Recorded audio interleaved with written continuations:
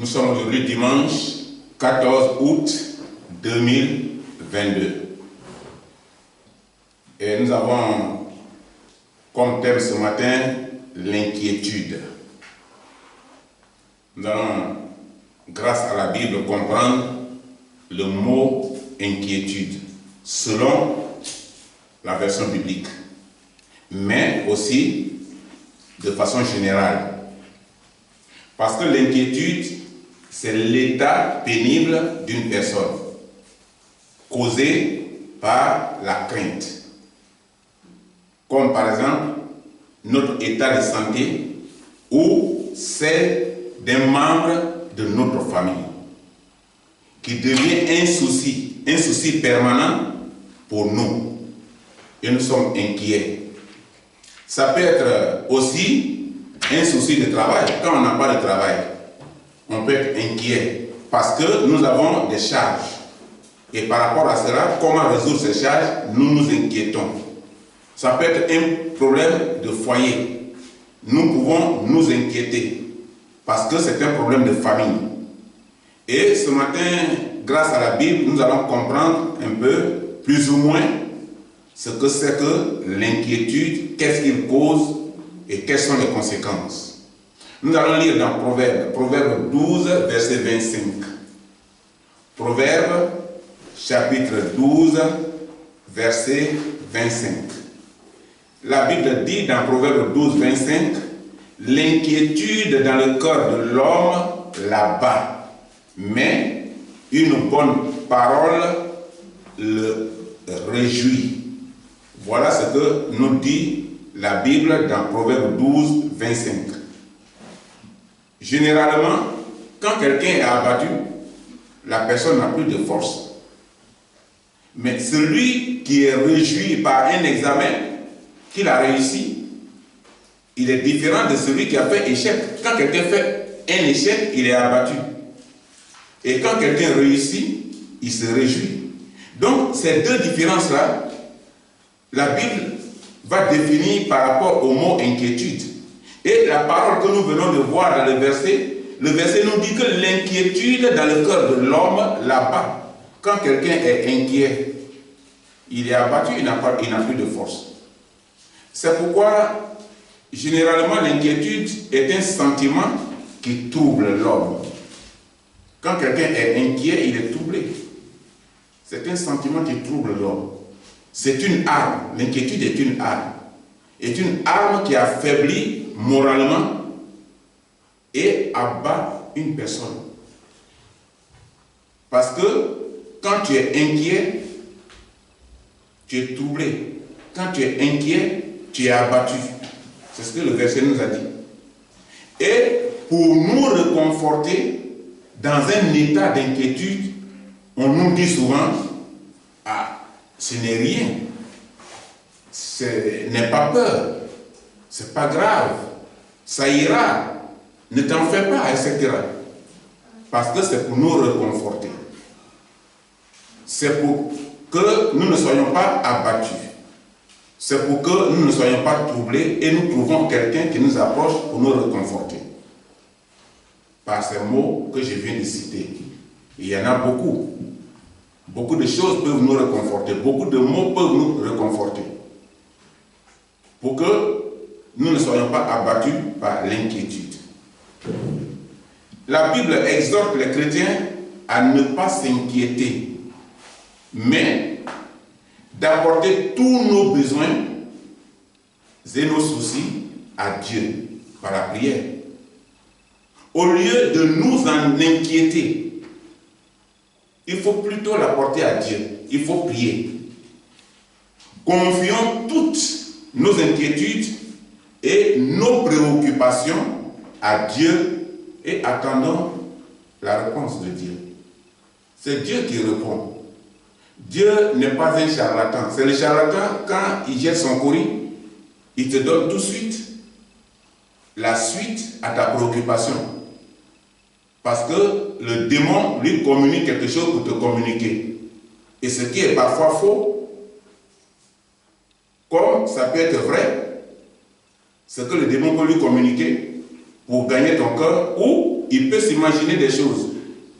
J'avais un cousin, une personne de ma famille, il était encore sur les bancs de l'école, il était à Daloa, ça c'est une ville de la République de Côte d'Ivoire, et ils ont manqué d'argent.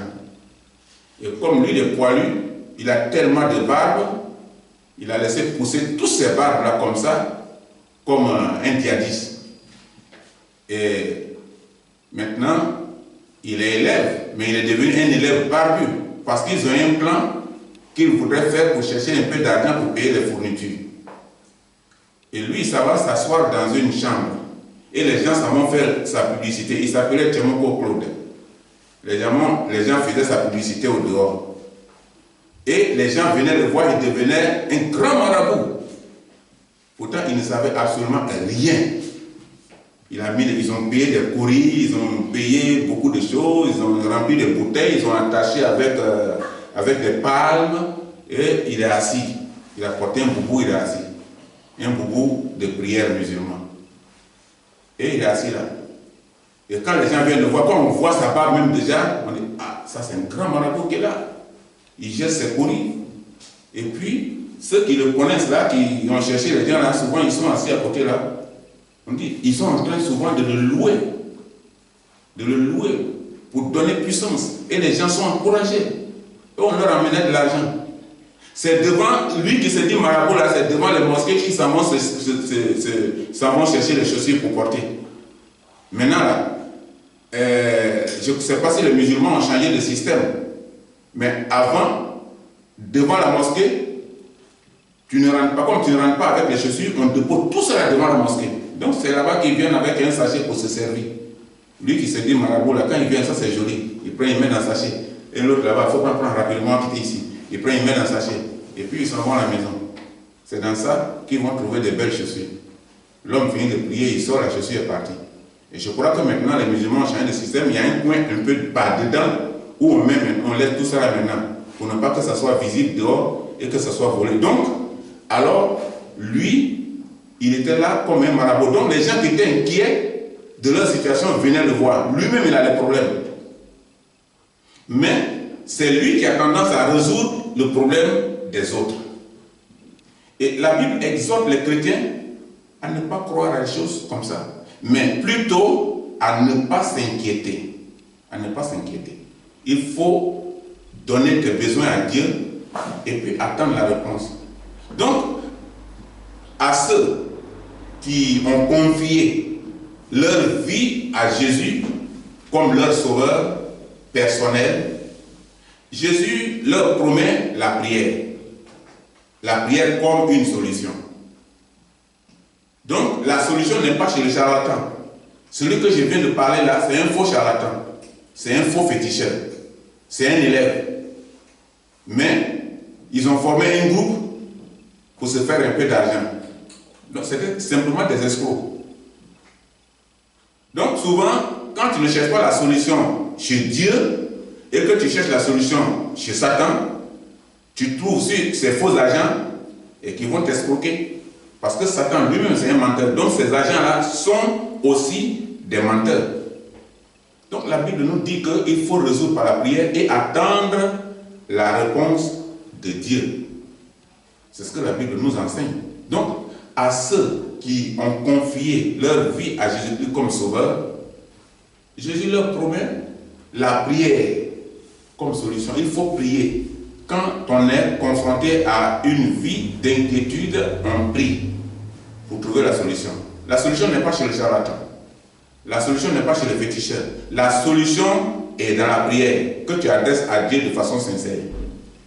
Donc, lorsque quelque chose ne va pas dans notre corps ou dans notre vie, que nous ne pouvons rien faire d'autre et que nous nous affaiblissons, nous cherchons un médecin. Parce que quand quelque chose ne va pas dans votre corps et que vous ne pouvez sentir, que vous ne pouvez vous sentir à l'aise, c'est-à-dire que vous ne vous sentez pas bien, alors vous devez savoir à quoi vous avez affaire. On prend le cas de maladie, par exemple. On dit, bon, j'ai affaire à la maladie, je suis malade. Alors, dans ce cas, vous allez tout de suite voir un médecin. Un médecin pour faire un diagnostic. Ça aussi, ça marche pour les questions spirituelles.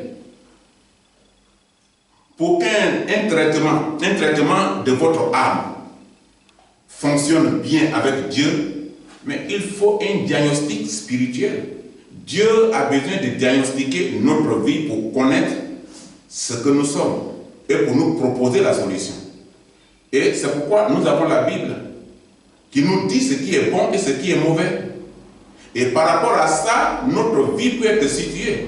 Nous nous répondons et nous travaillons avec Dieu. Comme ça, notre vie spirituelle fonctionne bien avec le Seigneur. Nous allons lire dans Deutéronome. Deutéronome chapitre 31, verset 6. Dans Deutéronome chapitre 31, verset 6, la Bible dit: fortifiez-vous. Fortifiez-vous et ayez du courage. Ne craignez point et ne soyez point effrayés devant eux. Car l'Éternel, ton Dieu, marchera lui-même avec toi. Il ne te délaissera point, il ne t'abandonnera point. Voilà ce que la Bible dit dans Deutéronome 31, verset 6. Donc, quand tu es dans l'inquiétude et que tu cherches la solution vers Dieu, la Bible dit que Dieu ne t'abandonnera pas et Dieu ne te délaissera point. La Bible dit, par rapport au verset que nous venons de lire, fortifiez-vous, ayez du courage. Quand on est devant une situation, la Bible recommande le courage. Quelqu'un qui ne prend pas le courage devant une situation s'affaiblit et vit continuellement dans l'inquiétude. Parce que l'inquiétude est un phénomène commun chez presque tous les êtres humains. Dans chaque société. Parce que nous sommes des êtres humains et nous avons raison de nous inquiéter par rapport à une situation. Parce que nous sommes très souvent préoccupés par une situation qui nous amène à nous inquiéter. Ça peut être un problème de famille, un problème d'une personne malade, proche de nous, et nous voyons que chaque jour, sa situation devient de plus en plus pire. Et ça nous inquiète, on a peur. Est-ce que ça ira? Est-ce que ça n'ira pas? Et la Bible dit de déposer tout ça devant le Seigneur et d'attendre la réponse. La Bible porte une analyse sur l'inquiétude comme une question spirituelle. Parce que l'inquiétude, ce n'est pas un problème physique. Ça peut jouer sur notre physique, mais c'est un problème spirituel, c'est mental. Il y a quelque chose qui nous préoccupe dans la tête et qui ne nous rend pas libres.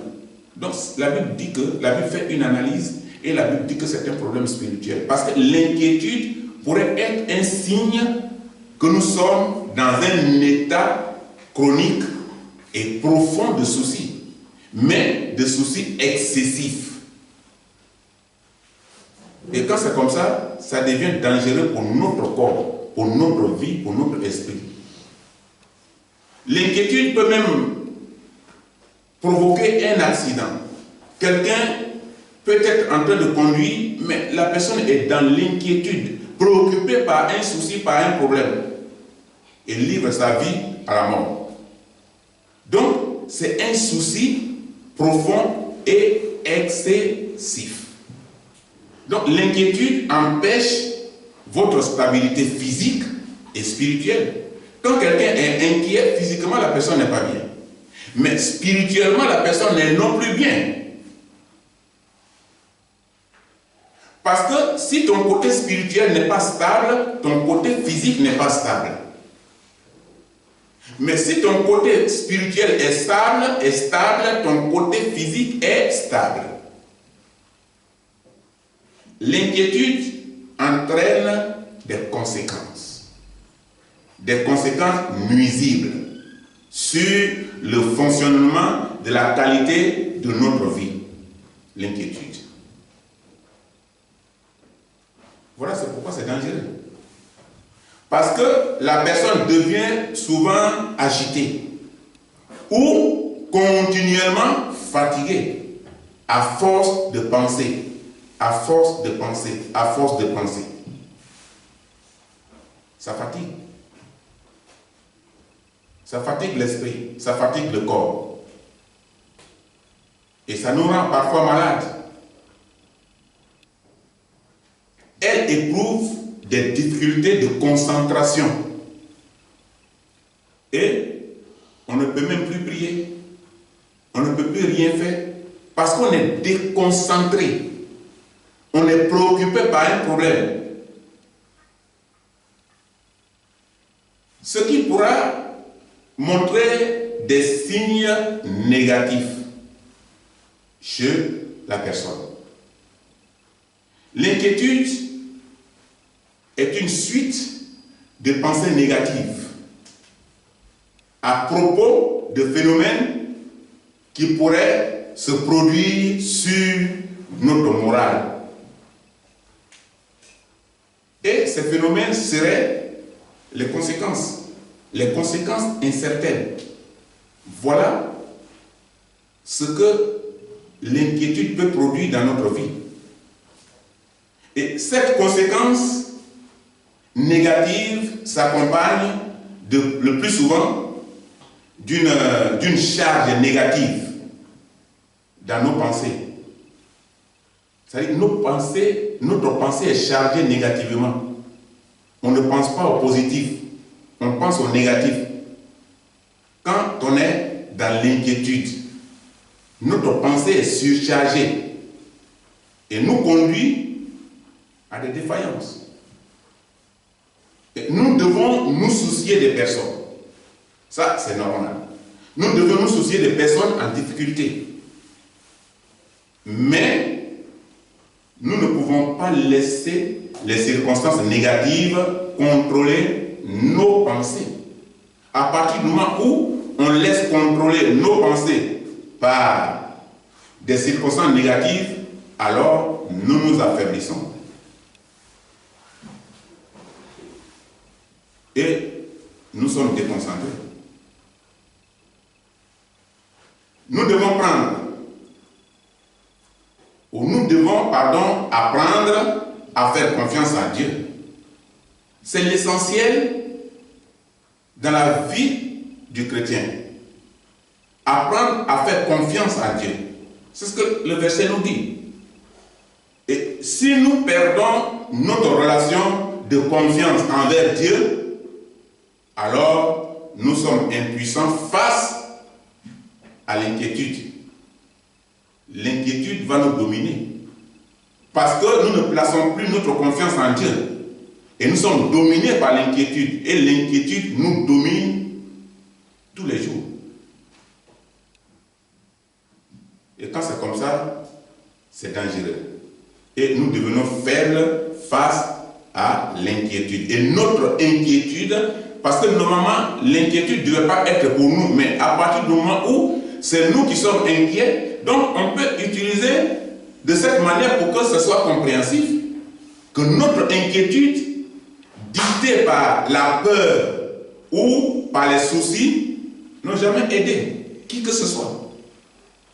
Ce n'est pas parce que tu es inquiet que le problème sera résolu. Tu as quelqu'un qui est malade et à l'hôpital. Et tu penses que la personne va mourir. Et ça te donne une préoccupation, tu es inquiet. Mais ça ne peut pas résoudre le problème. Le combat n'est pas là-bas. Le combat, c'est les prières, c'est les moyens que tu peux mettre pour que la personne soit sauvée.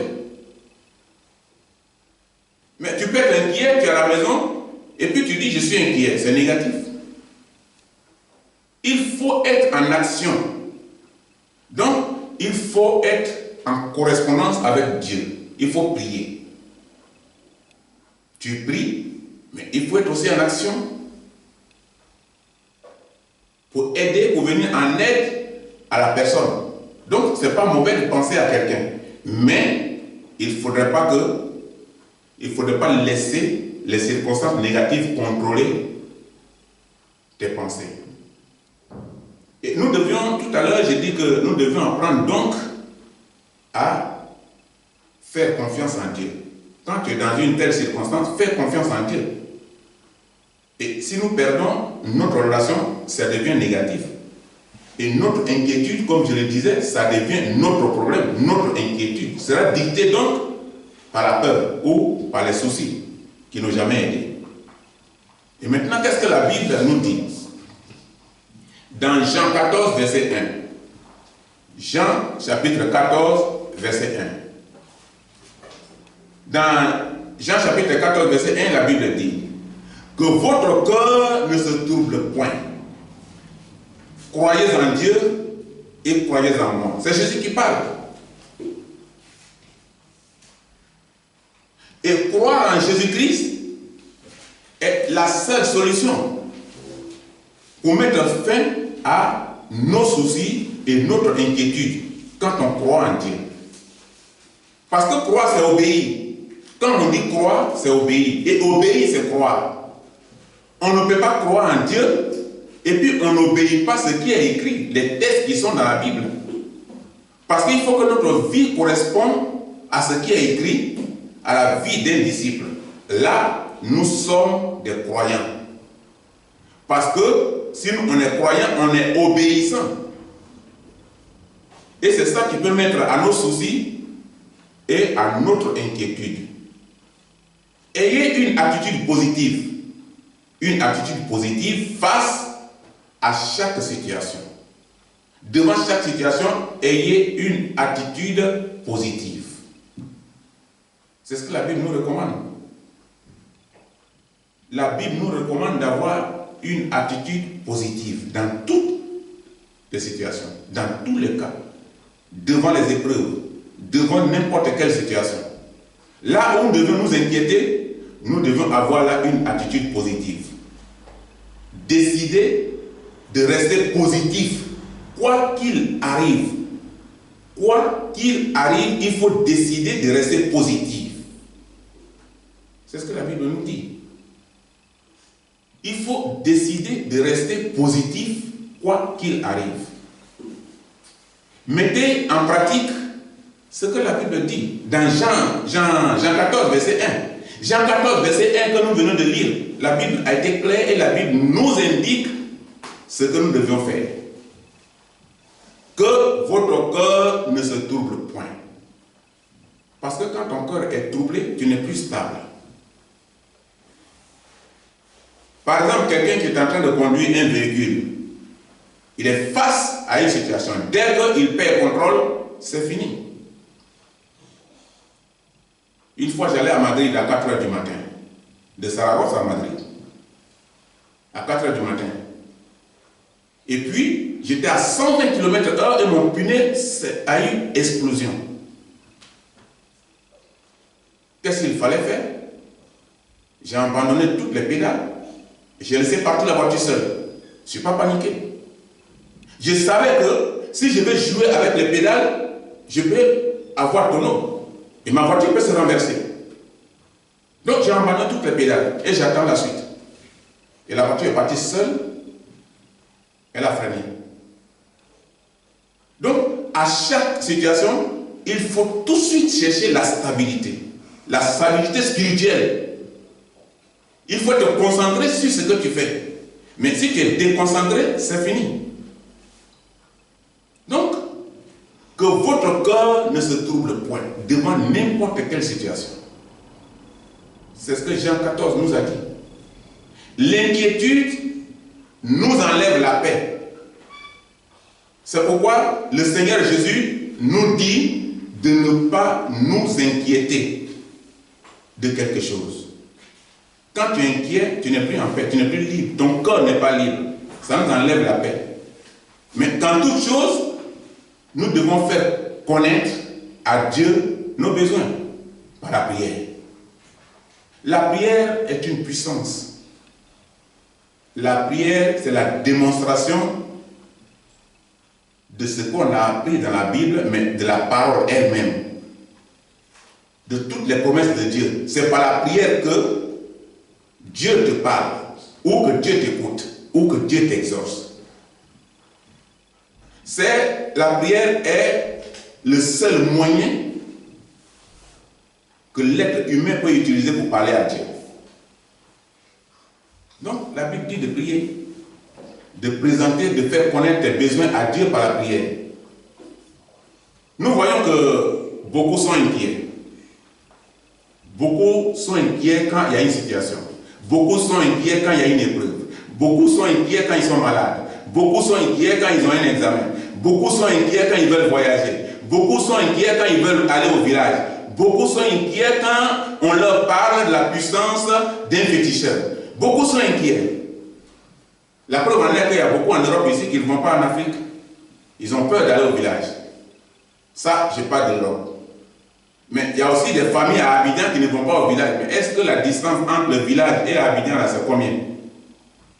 Et puis le sorcier ne peut pas se déplacer. La distance entre l'Europe et l'Afrique, c'est combien pour le sorcier? Et puis le sorcier ne peut pas se déplacer. Le sorcier n'a pas besoin d'un avion, d'un billet d'avion, d'un visa. Il se déplace à la vitesse de ses pensées. Il suffit qu'il fabrique les feuilles d'un bananier, ça devient avion, il est chez toi. Il suffit qu'il se transforme en un oiseau, il tape sur ton mur, il est à l'intérieur, il est devant toi. La seule force que l'homme peut avoir ou que l'être humain peut avoir, c'est de se confier en Dieu par la prière. Ton besoin à Dieu. Beaucoup sont inquiets par rapport à quelque chose. D'autres, ils ont pris d'autres choses avec les gens, ça est sur eux. Et ils sont inquiets de ce qu'on doit leur dire ou de ce qui va arriver. Si tu ne veux pas être inquiet, débarrasse-toi de ça. Rends un témoignage public. Confie-toi en Dieu. Et tu verras la puissance de l'Éternel. C'est Dieu qui va faire le reste. Le combat sera spirituel. Et toi, tu seras libre. C'est ce que la Bible nous recommande. La Bible nous recommande de tout remettre en les mains de Dieu au lieu d'être inquiet. Parce que c'est par rapport à quelque chose que les gens sont inquiets et des réalités de la vie. Quelqu'un est confronté à des réalités de la vie, il est inquiet. Et nous pouvons nous soucier dans certains cas. Ça, c'est humain, c'est normal. Que nous avons un parent malade, ou que nous sommes malades, ou que nous sommes confrontés à une situation, on peut s'en soucier. Donc, on peut se soucier dans certains cas. Mais il ne faudrait pas que ça soit excessif. Mais la Bible nous dit d'adopter une mentalité positive face à n'importe quel problème et confions notre sort à Dieu. C'est ce que la Bible nous recommande, c'est ça. La force du chrétien. Il doit toujours faire une expérience avec Dieu. Et Dieu va lui révéler des choses cachées, mais Dieu lui viendra en aide pour que sa foi soit stable.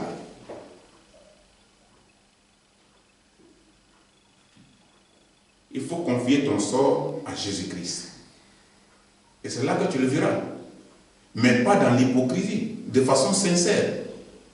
La Bible dit de prier, de confier à Dieu et remettre tes besoins à Dieu de façon sincère. Parce que Dieu connaît notre corps, il connaît notre vie. Il nous connaissait avant que nous soyons nés, depuis le sein de notre mère, puisque c'est lui qui nous a constitués. On a été conçus dans le sein de la mère par Dieu lui-même. Il nous connaît bien. Donc la Bible nous dit que l'inquiétude dans le corps de l'homme l'anéantit petit à petit, petit à petit. Un homme qui est toujours inquiet, c'est un homme qui perd sa force face aux épreuves. C'est un homme qui perd la paix dans son cœur. C'est un homme qui perd sa joie. Un homme inquiet. Et nous allons nous arrêter là ce matin pour parler de la conclusion. Ne laissez pas les pensées négatives faire obstacle à votre foi. Quand quelqu'un croit en Dieu, la personne doit compter sur Dieu. La personne n'est plus dans les pensées négatives. La personne doit se confier à l'Éternel.